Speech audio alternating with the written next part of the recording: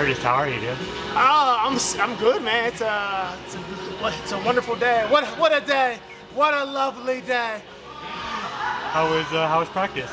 It was great, man. It's just grindy, man. We're in those last 4 weeks, so spend my days getting mauled by Brazilians, mauled by Russians, and mauled by D1 wrestlers. So it's a fun time.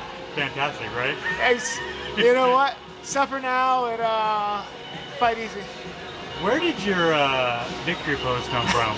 Dude, combination of Frank Zane, the bodybuilder, and Randy Orton, the wrestler, and just I don't know, man. I've always been a character, so a character should have a pose, right? Absolutely. And I think superhero pose would be weird. I think Izzy does that anyway, so you gotta do your own, yeah. Before we even talk about your fight, man, I just wanted to know, like, dude, what's this last year been like for you? Because, I mean, you busted your fucking ass on the regional team for so long. Ups and downs, retirement, unretired, then you finally make it to the UFC. 2 knockouts. I mean, what's this year been like for you? It's been an emotional roller coaster, man. Like, just hard year, you know, a lot of fights. Then we get signed, then we do well. So I think the weirdest part, honestly, was like not living paycheck to paycheck all of a sudden. It's where I've got like a decent amount of money in the bank, which is weird for me because I've lived the last 13 years paycheck to paycheck, if that. So like now, I'm like, oh man, you know, I'm not worried about being homeless. So, which is a strange thing too, because like you do really like I had to catch myself really quick because I realized like, oh, without like your back against the wall, you can kind of lose focus easier.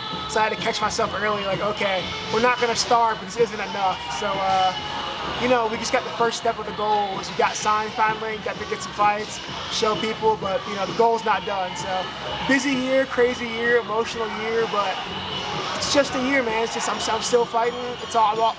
I'm in the UFC, like fuck yeah, finally. But I'm just fighting, man. It just fights for me. What's it like not living paycheck to paycheck since you've done it for so fucking long?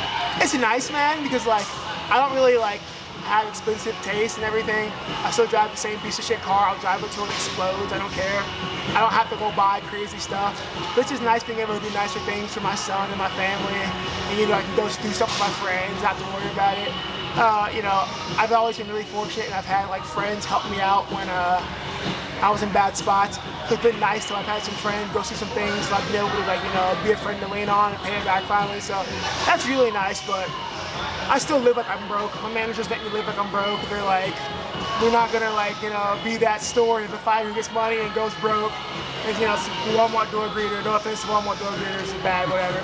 But so I still live like I'm broke, but it's just nice being able to wake up and not have to check my bank account. I mean, how is it? I mean, like you finally, you know, you said you finally have some money in your pocket and stuff, but like you're living broke. Like how is it? How did you learn to be financially responsible with this money? I took a big chunk out of it and put it in a separate account. So I pay myself out of my savings.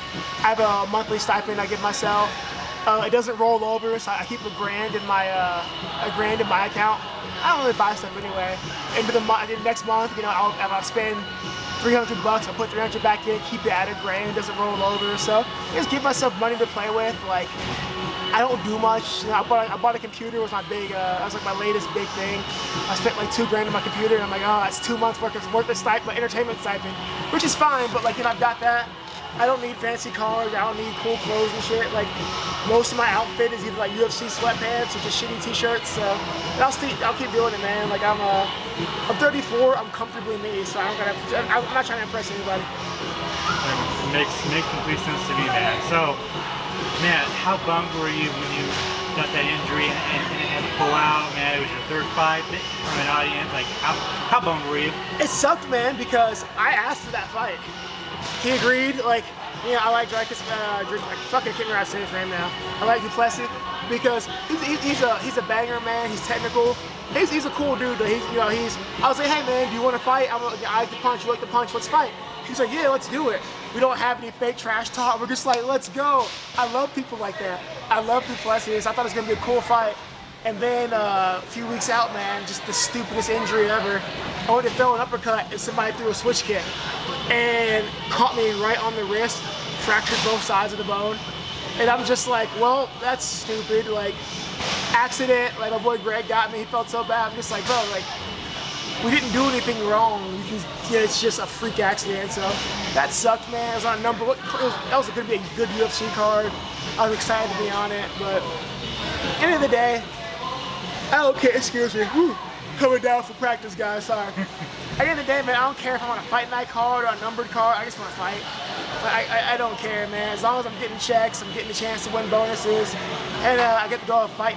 I don't care if it's an empty arena or 5, 10, 50,000 people. I don't care. I just want to fight. I know you. I'm pretty sure you probably still wanted to fight with that injury. So, who was the one that told you not to? So we went and immediately got an X-ray that day. Like, the moment it happened, I went to the PI, and like, they were like, because we all heard it pop. And we were like, that doesn't sound normal, and it hurt. Like, I mean, one of those injuries to where you get like nauseous. So we went to the PI, and they're like, we're gonna get an X-ray right now. Got an X-ray that night. The next day, saw a doctor specialist, and he's like, well, there's two fractures. I have a 4 mm fracture on both sides. And I'm like, well, okay. So he's like, come back in 2 weeks, we'll see. I come back and I'm like, how are we feeling? I'm like, it feels better. Looked at it, he's like, I can't clear you to fight with this. Because the UFC was like, if you want to fight, and the doctor says, yeah, it's cool. I was like, I want to fight. The UFC wants me to fight. We go, and the specialist is like, you all are retarded. I'm not letting you fight. So he put his foot down. He's like, you got 2 to 3 weeks at least of like off of it. Which I didn't stop training, mind you. I just kind of wasn't using it. So he's like 2 to 3 more weeks off of it, and then 3 weeks of physical therapy to like get your whatever back. I was like, it's fine, it's fine. I go to the PI to do a grip test. My grip in my left hand was a third of the grip in my right hand. I'm like, oh yeah. So he's like, you're not fighting. I can't clear it. It's over. So yeah, the specialist told us no, and so we had to accept it. We can't do anything about it. And he's right. You know, you only get one life, you only get one body. So no point going out there having the kickboxer kick me in the hand and like break my arm in half. So it's probably right. Probably a good call. Sadly, you're probably correct. I would have done it, but it's probably a very smart decision not to. So thank you, specialist. Well, looking forward, man. So 4 weeks. How you feeling? I'm good, man. Like I've been in camp for like 4 months now. Because I went from the Duplessis camp. I never stopped training. Directly into this one, I was still training, hoping to get something soon, hoping I recover fast enough. So I've been in camp for like 5 months. So I am just bored. I'm incredibly bored. I'm tired. I just want to be here. I've been getting beat up for like months now. I'm just like, oh my God, let me fight someone. So I feel good though. I'm starting to like, you know, we're starting to peak. Everything's changing. I feel really good, man. Like, got the best training partners ever. Like, everything's going well. Albert over here. Got my boy Albert Durham over here kicking my ass every day. But you know, I got the best guys training with me, man. So I feel ready, man. It's been a good camp. It's been murdering me for weeks. It's straight savages. It hasn't been fun. The name Machete is very fitting. I'm like, this is stupid. I don't want to play anymore. But you know, you get better through the fire, man. And I train in an Inferno, so. Rodolfo Vieira, man. Did you know who he was before he was offered to you? I'd seen him fight once, but like the name meant nothing to me. I don't follow like the sport or jiu-jitsu. I don't follow MMA the way I used to. I don't follow jiu-jitsu at all, really. But like, so like Rodolfo Vieira, I was like, oh, I think I know that guy. It's like Google. Oh, that's what that means. Oh, yeah. Should probably research before I agree to things, but like whatever. So now that you know who he is, what do you think of the matchup? It's fun, man. It's everybody always laughs. Like, what do you think? I think, well, we both had very clear ways to win here. I am trying to knock him out before he chokes me unconscious.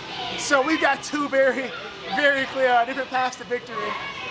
But it's just it's a old school style matchup, man. Striker versus grappler, and cannot do enough damage to him before he strangles me. That's you know, tune in next time on Dragon Ball Z, man. We'll find out.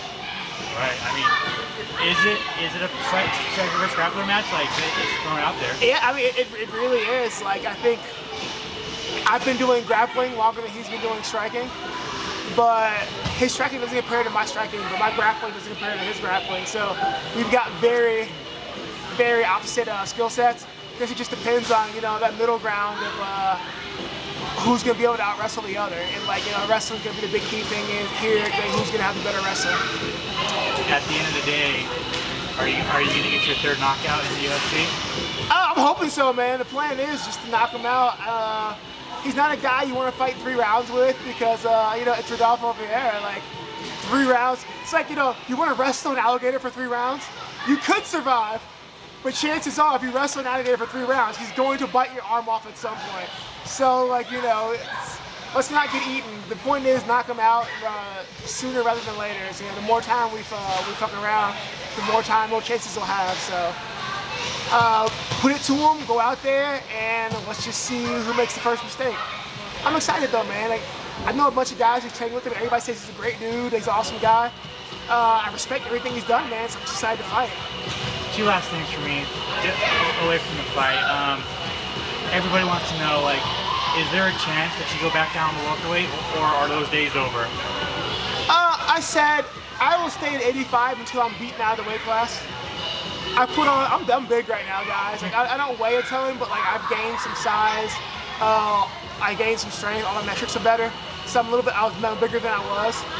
But I mean, I'm still a pretty small middleweight. If I ever run into the Yoel Romero's and Derek Brunsons to where I'm just too weak, then I probably will go back down. But for right now, man, I want to focus on getting bigger, getting stronger, and just being more athletic at 85. My quality of life's better. I don't hate my life. You know, I feel like a regular human being. I'm not starving, so I want to hang out here for as long as possible. If I get beat out of the weight class, then you know what, we'll do it, whatever. But for now, until I get a couple fights to where I'm like, shit, I can't do this anymore, I'll be middleweight Chris. I mean, you're fucking knocking everybody out, so why change it? We'll see. If I get like ragdolled by Vieira, we'll talk about it later. But till then, let's go. And then finally, man, I've always been outspoken. I think that you were the biggest snub on the Dana White Contender Series. I know it's past, it's been years, but I mean, did you fuck somebody's wife to like not get a? I'll never know. I want to run into Dana at some point and be like, what did I do, man? Like, did I do something? I've never had a chance, and I'm not cool enough yet to be like, hey, Dana, call me. So I'm gonna try to like track him down in a show and be like, hey, do you remember me? Like, what did I do? I'm very curious, but no one knows. There's been a lot of questionable things, but I don't think I banged anybody's wife who was important. So we'll see. But I'm gonna try to track him down and corner him one day and be like, hey, what did I do? So I'm working on it. I mean, it's one of the best knockouts in the show's history. I would love to like catch him in the bathroom in a urinal and just be like, so, boss. So that's plan B, but I don't know yet. But like, we're still working on plan A. But I am trying to figure it out. The moment I find out, I'll tell you guys. All right, please do. I will. Chris, thank you so much. No problem at all, guys. Thanks for having me. You want to plug your social media, plug any sponsors, thank anybody? So it's all you. I guess just find me at ActionMan513 on Twitter and Instagram. And that's it. I'm sure there's sponsors I'm not mentioning. I'll mention you guys later and after the fight.